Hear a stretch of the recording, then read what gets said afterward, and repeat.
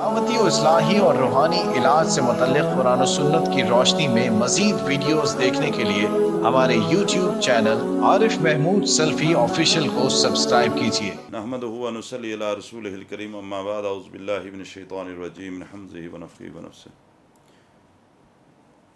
یہ کسی صاحب نے سوال لکھا ہے کہ میرے بھائی کو پاگل پن کے دورے پڑتے ہیں اور وہ قابو میں نہیں آتا۔ گھر کے کئی لوگ اس کو جکڑنے کی کوشش کرتے ہیں لیکن اس میں بہت زیادہ طاقت اور زور ہوتی ہے، اس کا علاج بتا دیں۔ اللہ تعالیٰ آپ کے بھائی کو شفا عطا فرمائیں۔ پہلی بات تو یہ کہ حد الوسع کوشش کر کے کسی بھی جو آپ کے قریبی ہو، ایسا کوئی راقی جو علاج کر سکتا ہو، رقیہ کرتا ہو، اس سے رابطہ کریں اور اس کا مستقل طور پہ علاج کروائیں۔ جب تک آپ کسی سے نہیں علاج کروا سکتے اس وقت تک آپ خود کوشش اس بات کی کریں۔ ایک تو آپ گھر کا ہر فرد کوشش کرے کہ نماز کی پابندی کرے، 5 وقت کی نماز ادا کرے۔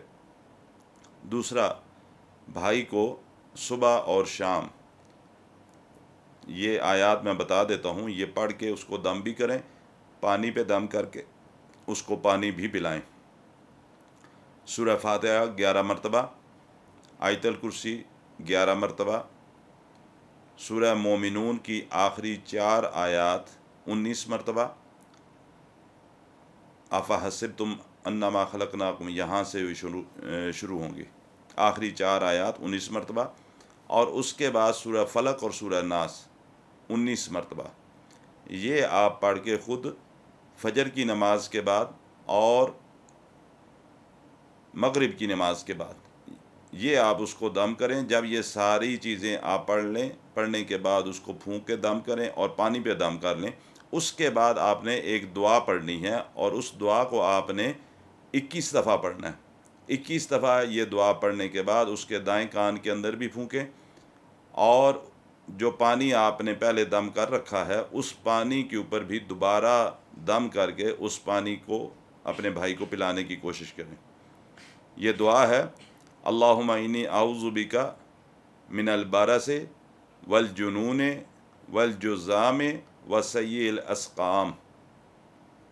یہ دعا میں نے ابھی آپ کے سامنے پڑھ دی ہے، اس کو دیکھ لیں یا ہمارے پیج کے اوپر آپ کو یہ دعا مل بھی جائے گی، آپ وہاں سے اس کو دیکھ کے بھی پڑھ سکتے ہیں۔ اللہم انی اعوذ بک من البرص والجنون والجذام وسیء الاسقام۔ یہ دعا آپ نے 21 دفعہ پڑھنی ہے اور بلا ناغہ فجر اور مغرب کے بعد آپ اس کو دم کریں گے اور پانی پہ دم کر کے پلائیں گے۔ اور جہاں تک ممکن ہو سکتا ہے کسی بھی دم کرنے والے جو صحیح قرآن و سنت کے مطابق علاج کرتا ہو اس سے اپنے بھائی کا علاج کروائیں۔ اللہ تعالیٰ اس کو مکمل شفا عطا فرمائیں۔